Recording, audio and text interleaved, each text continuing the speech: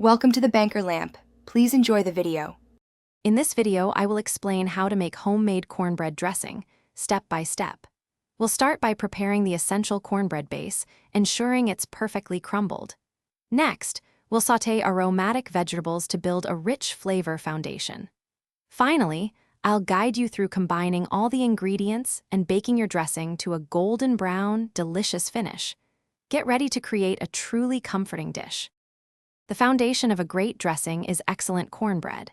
Begin by baking your favorite homemade cornbread recipe, perhaps using 1 cup of yellow cornmeal, 1 cup of flour, and 2 large eggs. Once baked, it's crucial to let it cool completely. This ensures it crumbles beautifully, creating the ideal texture for your dressing. Aim for small, consistent pieces, about 5 cups total, for even distribution of flavor. Now for the heart of the dressing.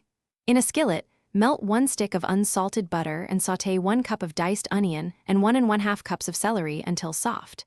In a large bowl, combine your crumbled cornbread with these sautéed vegetables. Add seasonings like 2 teaspoons of dried sage, salt, and pepper.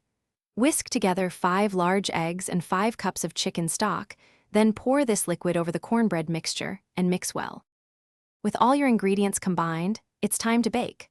Pour the dressing mixture into a greased 9 by 13-inch casserole dish, spreading it evenly. Preheat your oven to 350 degrees Fahrenheit and bake for approximately 45 to 50 minutes, or until it's beautifully golden brown and set. Let it rest for a few minutes before serving. Enjoy your homemade cornbread dressing, a truly comforting and delicious side dish.